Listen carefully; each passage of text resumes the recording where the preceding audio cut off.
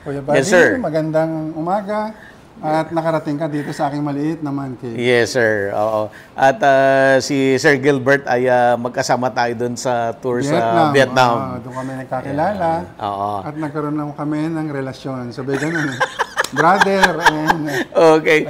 Kaya sabi ko, Bad, invite kita sa aking man cave na gusto ko ikaw ang unang magpapalabas ng aking mga bagong motor. Yes, may mga bagong collection ulit. Andito siya ngayon, si Buddy. Opo, so kakaiba ho yung episode natin. Though, related pa rin kasi si Sir Gilbert ay mahilig mag-farm.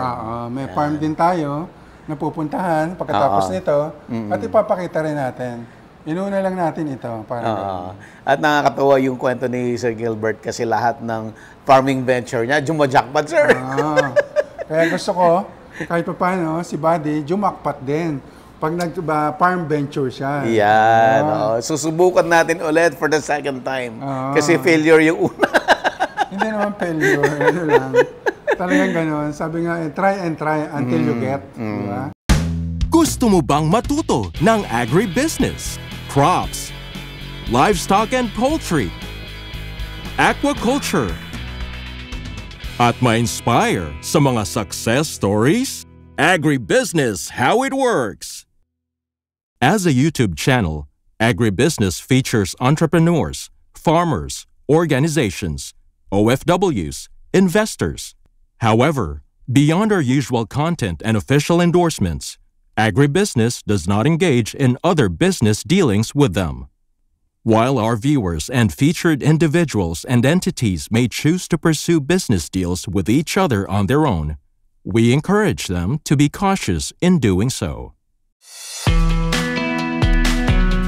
Open na po ang registration ng Agribusiness Connect sa September 28, 2025 at Elements at Centris. Dito po yan sa EDSA Corner, Quezon Avenue. Meron po tayong panel discussions. Marami po tayong topics from rice and corn, high-value crops and protected cultivation, fruit orchard, livestock and poultry, aquaculture, farm machineries and post-harvest, manufacturing at syempre, entrepreneurship. Ito po yung agribusiness. Meron din tayong business socials, exhibit at syempre, dinner. Avail the early bird discount, strictly no walk-in. Agribusiness Connect. Register now. Sige sir, tour tayo. I-explain mo sa amin sir yung collection mo kasi ako ay hindi maalam dito. So, para in benefit sa audience natin ay ma-appreciate nila yung mga per piece. Ito, cutaway engine.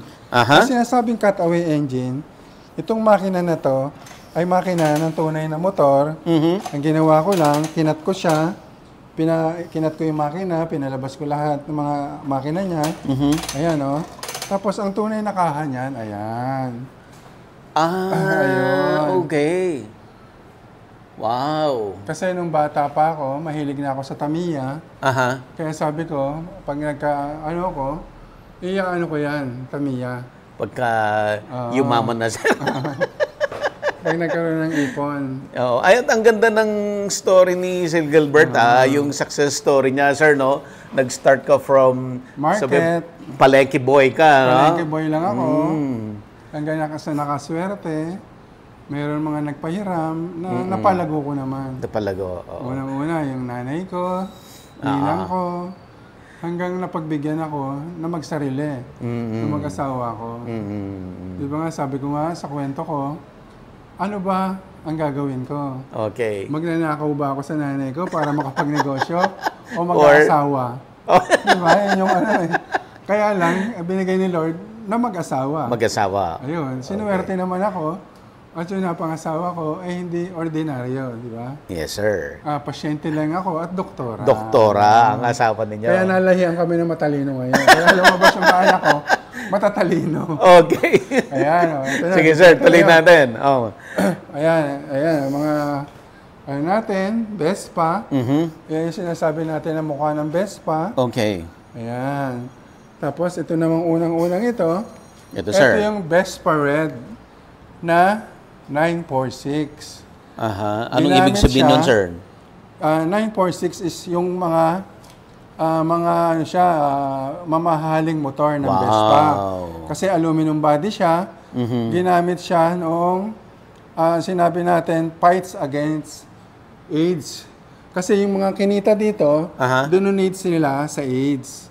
May istorya talaga lahat yan. Grabe sir, ang bawat collection mo may istorya. Gusto ko kasi talaga lahat may istorya, parang ganon. Ayan, yan ang tinatawag nilang Vespa Red. Ayan, donated by Global Funds talaga. Yung kinita dyan sa motor na yan. I see. Ito naman. Okay. Sinasabi natin, Vespa Emporio Armani. Talagang yan, kinulab naman yan sa Armani. Di ba, meron sikat na signature noon na Armani. Diyan siya kinuha. Kaya tinawag siya na Vespa Armani. So, mamahalin din to, sir? Oo. Sobrang mamahalin to? Oo, kasi 946 din siya. Yan yung mga linyada ng 946 na tinatawag natin na aluminum body, na siya yung pinaka-high-end sa mga Vespa. Yan. So, mga mahilig sa Vespa, sir, pag nakita to, maglalaway, sir. Oo, talaga. Lalong-lalo na to. Ito, okay. Yan ang pinaka-the best sa lahat. 946 din, Christian Dior. Na Christian Dior. Yan ang maraming nag-a-attempt na magkaroon yan. Kaya lang, siyempre, mabait pa rin si Lord. Sa'yo napunta. Binigyan kami ng isa. Oo, itong mga line na to, sir, bihirang-bihira to. Hindi yan maramihan. Oo, bihirang-bihira. Siguro kung meron nyo sa Pilipinas, baka 10 lang. Wow. 10 lang. Grabe. Yan ang tinatawag na Christian Dior. May helmet siya, may bag siya, may sombrero siya. Yan. Pati may bag. Oo, kinumpleto natin. So, Christian Dior din yung bag, sir? Oo, lahat yan. Wow. Pagkatapos, yun naman nasa taas, mga collection naman natin. Ito, sir? Na helmet. Oo. Okay. Ayan. Bakit mo kinolect itong mga helmet na to, sir? Wala. Gusto ko lang kahit paano. Kasi marami dyan, totoo lang, mga bigay lang. I see. Mga donation lang. Kaya sabi ko, welcome po. At marami rin nag-donate dito. I see. Yan, donation din yan, mga ganyan. Itong poster? Oo. Wow. Yan. Ito naman, ang sinasabi natin, Vespa na 946. Vespa 946 na Ricordo Italiano. Ricordo Italiano. Ito naman ay 2013 lumabas. Okay. Siya yung pinakaunang-unang 946 na ginawa. I see. Yun ang sinasabi ko, ako kasi mahilig sa history. Ang gusto ko, yung unang-una meron ako. Kaya meron ako niyan, 946 na Ricordo Italiano na unang lumabas ng 946. Wow. Yan. Grabe. Super ano rin to, sir? Super high-end. High-end talaga, yan. Tapos ito naman ang sinasabi nating 946 Bellissima. Isa rin siya sa mga 946 na rare. Kasi yan lahat ang rare. Yan 5 yan. Yan lang yung lumabas na mga una. Yan. Wow. Yan yung mga unang lumabas. Sa 946 Sa 946. Tapos, eto naman, iba na to. ang nilabas nila na 946 Dragon. Kaya na ako kumuha nito kasi 946 Dragon is tinatawag na horoscope. Horoscope. Kasi yung horoscope is 12. Pero sabi ko, hindi ko na kayang kolektahin yung 12. 12. Tama na ako sa zodiac sign ko. Which is, ang zodiac? Dragon, sir. Ayan. Ang zodiac ko kasi is Dragon. Kaya yan lang ang kinuha ko sa mga lumalabas na 946. So lahat to, sir, na-acquire mo to as brand new? Brand new. Brand new to. Walang zero mileage siya, zero mileage. Zero mileage. Grabe, ayaw mo talagang sakyan, sir? Gusto mo lang talaga i-display? Display lang talaga siya. Wow. Hindi man ako, yung anak ko, may anak kasi ako lalaki, sana alagaan niya rin ng katulad ng pag-aalaga ko. Diba? Sir, sabi mo, na-mention mo sa akin na ito ay dream. Pangarap mo to, sir? Dream lang talaga. Kasi nga nung una, sinasabi ko, malabo ko ng magawa yung mga pangarap ko. Kaya nga lang, siyempre, kahit pa paano, bless tayo ni Lord, nabigyan tayo ng, kahit pa paano nag-retire ako, talagang kinausap ko yung misis ko, na baka pwede niyang ibigay na yung retirement ko. Kasi sabi ko lang, hindi ko matutupad yung pangarap ko kung hindi mo ibibigay yung retirement ko. Oh, I see. Kasi unang-una, pinaghirapan ko naman yan, pinaghirapan naman natin yan. Kaya sana, yung natitira ko pang buhay, maging masaya naman ako. Yun naman, pinagbigyan niya naman ako. At yung retirement ko, ibinigay niya. At yun yung mga naibili ko nito. Ginawa mo dito sa collection Dito sa collection na to. Kaya ito, thank you pa rin kay Lord at nabuo itong collection na to. Si Sir Gilbert, yung sinasabi niyang retirement niya ay sa kanilang negosyo rin, security agency. Doon ka nag-retire, sir? Doon ako nag-retire sa security agency. Ang sarap naman, may sariling retirement kahit na ikaw may-ari, sir. Tapos, dinner nila ako. Ang sabi nila, ang pagkakaalam namin, walang retirement. Sabi ko, alam ko, 60 na ako. Pinayagan niya ako mag-retire.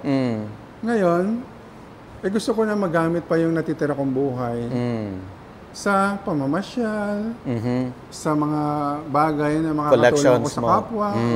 O, di ba? Kasi sabi na nga, share your blessing na. Kasi di ba, sabi ko nga, yun ang pangarap ko. Nakarating na ako sa dapat kong marating. At gusto ko naman, ibalik lahat sa tao naman na gusto kong tulungan. Marami tayo kasi nagtayo tayo ng kooperatiba na para doon sila nakikinabang, tutulungan natin, pinapadaan natin doon lahat.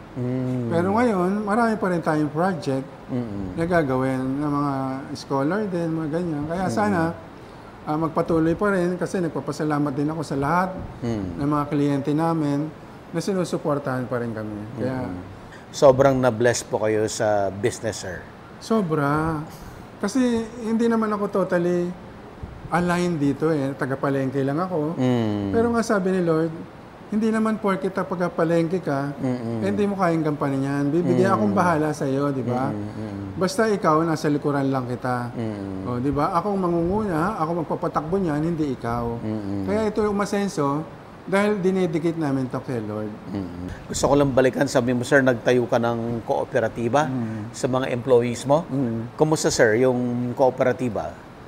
Ang kooperatiba namin is napakaganda. Kasi unang-una, bakit? Kasi ang kooperatiba, lahat ng mga security guard is member. Kumbaga doon na sila naglo-loan, bumabalik yung loan nila, may dividendo, may interest, every year yon. Kaya maganda. Bumabalik sa kanila. At saka ang laki ng pondo nila kasi nga, totally hindi nalulugi kasi nasisingil lahat. Gaano kalaki, sir? Gaano ka-successful basta yung million. At napapatakbo nila na maganda. Yan. Kasi nga dito sa mga surrounding namin, natutulungan yung mga barangay, kung ano mga police station, kung ano yung mga kailangan, nag-donate kami. Ano, sir, ang sekreto? Bakit, aside from the business, bakit successful yung cooperative para sa mga employees ninyo? Kasi nga, sinasabi natin, dapat matuto sila magmalasakit. Gamitin natin, meron kong kasi kaming kinuha isang tao na para mag-value formation. Yun ang nagtuturo kung saan mo dadalhin. Kung saan mo dadalhin yung mga pera. Mga pera nila, ganyan. Hindi dadalhin yung pambili ng cellphone. Dapat, yung niloan nila, gagamitin nila sa anak nila o sa asawa nila. Kung enrollment o pag-aaral. Kasi lahat naman yung pinaghahandaan, di ba? Ayun. Okay, sir. Tuloy natin, sir. Yung collections mo. Ito, yung GS160 na unang labas ng Vespa GS160. Ito yung hanapin din na mahirap makakuha. Kasi ito yung BS1 na tinatawag. Siya yung unang-unang nilabas ng GS160. Na nakita mo naman, no? Grabe, talagang ganda. Malinis, maayos. Ito, GS150 na made in Germany. Ito ang Germany. Oo, hindi namin nakalain nung nagre-restore kami. Meron yung nakakuha namin sa isang matanda dito na meron palang ganyan na model na GS150 made in German. Lahat ng mga ilaw niya, busina niya, mugs niya, gulong, made in Germany. Yan. Pati Original upuan lahat niya, yan, sir. Oo, original lahat yan. Pagkatapos yung upuan niya, Denfield pa. Original Denfield, made in Germany. Yung upuan niya, Denfield. Yan, sinasabi ko. Tapos yan naman, sa taas, sabi ko nga, man cave, dapat maganda, di ba? Sir, ikaw ba yan? Ha? Oo. Wow. Batang-bata ka dyan, sir. Ha? Batang-bata ka dyan. Oo nga, oo. Painting, sir. Yan, painting pa rin yan. Wow. Tapos yan naman, nasa baba. Mga naka-frame. Ang naka-frame naman, siya yung mga model, ng mga old model talaga.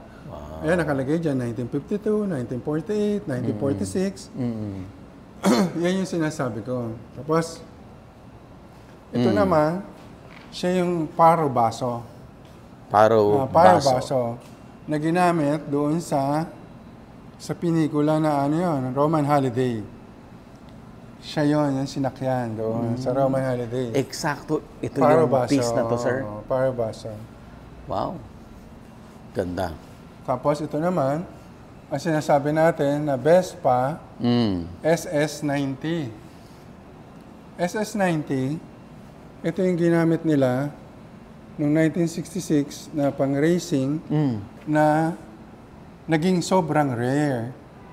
Sobrang rare yan. Wala ka na makikita niyan. At nagkataon lang na meron tayong nakuha. Not one, but two. Dalawa. Saan mo nakuha to, sir? Meron lang din nagpaano na isang kaibigan. Dito na sa Philippines, sir? Dito sa Philippines. Ito naman yung sinasabi natin na GS160 din. Okay. Na original paint siya. Hindi na natin ito Hindi niya na-restore to? Hindi na ni-restore. Lahat siya original, kaya puro kalawang siya, marumi. Yun yung sinasabi natin na original paint pa siya na sinasabing patina. Kasi hindi na siya ginalaw. Ito naman, sinasabi natin na baketa. Na tinatawag siyang baketa. Ginamit siya siguro mga 1950. Siya, yung baketa. 1950. Baketa. Ang tawag sa kanya. Siya ang tinatawag na baketa. Tapos, ito naman, sinatawag natin na Acma Paris. Galing siya sa Paris. Doon siya dinesign. Doon siya diniliver talaga para gamitin sa Acma Paris. Yan is patina na rin. Hindi na natin siya Hindi niya na ginalaw. Kasi mahilig ngayon ako sa patina na hindi na nire-restore. Talagang inano siya na ganyan na rin. Na inano. Tapos ito naman, sinasabi natin, ito naman yung Vespa U. Ginamit ito sa gera. Oh? Oo. World War II, sir? World War II, yan. Oo. Yan din design nila na ginamit nila. Restored na to, sir? Restored na to. Tapos ito naman, sinasabi na nila, yung BS1. BS1 is a meaning na ito yung GS150 na unang-unang labas. Kaya BS1 ang tawag sa kanya. Sobrang rare din ito. Napakahirap hanapin. Itong BS1 na to. Kaya nga ako talaga nagpapasalamat. Yung lahat ng pinakamahirap hanapin, Nakuha mo? ay nakuha natin. Nagkaroon tayo dito. Diba? Tapos yung nasa taas naman, siya naman yung Piaggio. Na Vespa rin. Vespa Xiao. Yan. Lahat yan, naandar din yan. Wala tayo dito motor na hindi naandar. 1968. Yan, Vespa. Lambretta naman yan. Mofed ang tawag dyan. Mofed. Ayan. Ito naman, sinasabi natin dito, ito na yung PX200. Na local made yan dito. Dito na yun nilabas. Philippines na. PX200. Tapos, Ito, sir. Parang... ito naman, laki. 75th edition. Ito yung kauna-unahang motor na kunili ko. Nung naumpisahan ko to, nagtuloy-tuloy na yan lahat. Dito ka nag-umpisa. Oo, dito ako nag-umpisa. Ito yung umpisa ko. Tapos... Ito, sir, exciting daw. Ito, ang pinakamahal na collection ko. Kaya ito ang pinakamahal na motor ko. It's yellow cab, May number pa siya. Ayan, number 8. Talagang ito yung ni-restore natin to. Na napakaganda, umaandar din yan lahat. Ano yun, sir? Ginamit for yellow cab? Yellow cab talaga to. Ginamit. Kaya nga baka habulin to ng yellow cab. Hindi, joke. Kasi wala na sila. Tayo meron pa. Nung nakakuha tayo ng isa, na ni-restore natin. Ayan, Piaggio. Ganda. Ayan. Ito naman, tinatawag to na Racing 60s. Okay. Na 300cc. Racing 60s. Pwedeng idaan sa expressway. Oo. Ito hindi. Kasi 300cc lang siya. Okay. Ang sa expressway natin is 400cc, di ba? I see. Tapos yung sumunod naman is Sea Journey. Na 300cc rin siya. Yan ang tawag sa kanya, Sea Journey. Na 300cc. Tapos yung kadikit niya naman is PX 150. Yan ang PX 150 na sinasabi natin. Wow. Yan, PX 150. Yung kasunod niya naman, siya yung PX 200 na merong sidecar. May sidecar. May sidecar. Ito yung may sidecar. Ayan, yan yung may sidecar. May sidecar siya na Vespa. PX 200 ang motor niya.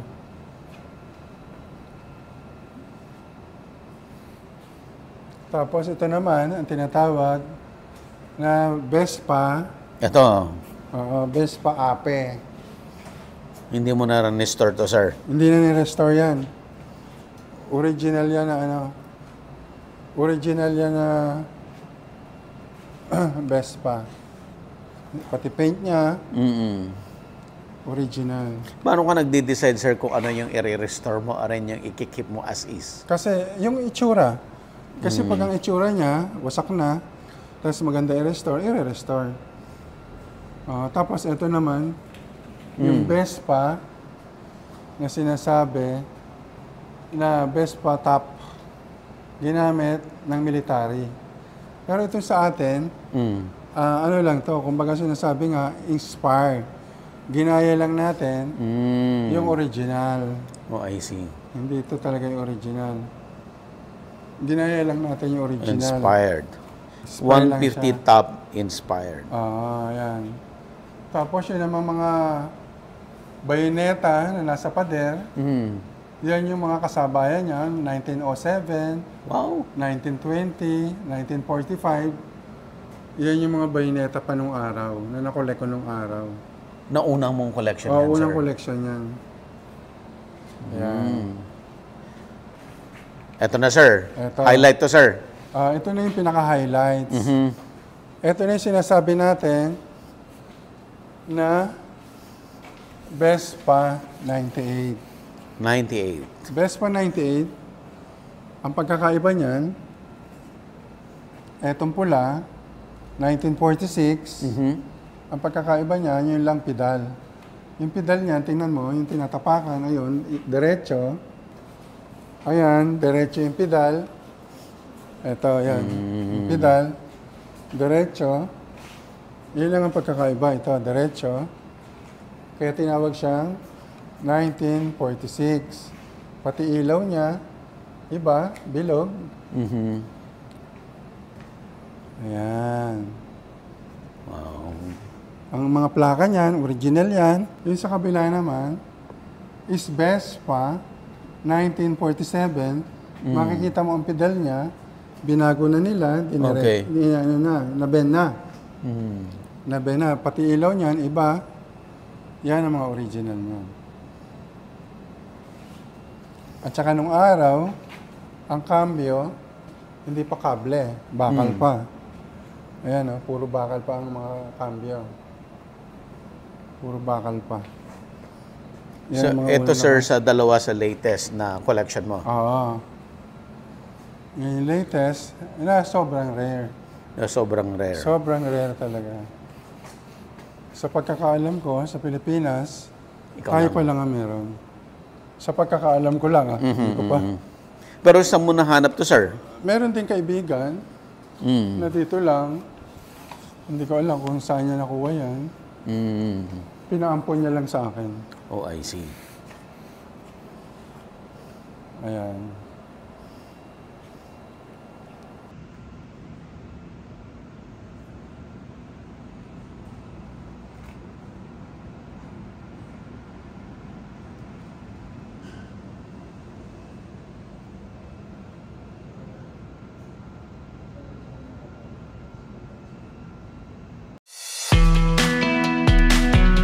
Open na po ang registration ng Agribusiness Connect sa September 28, 2025 at Elements at Centris. Dito po yan sa EDSA Corner, Quezon Avenue. Meron po tayong panel discussions. Marami po tayong topics from rice and corn, high-value crops and protected cultivation, fruit orchard, livestock and poultry, aquaculture, farm machineries and post-harvest, manufacturing at syempre, entrepreneurship. Ito po yung agribusiness. Meron din tayong business socials, exhibit, at syempre, dinner. Avail the early bird discount, strictly no walk-in. Agribusiness Connect. Register now. Agribusiness merch is now available on Shopee and Lazada. Agribusiness, how it works.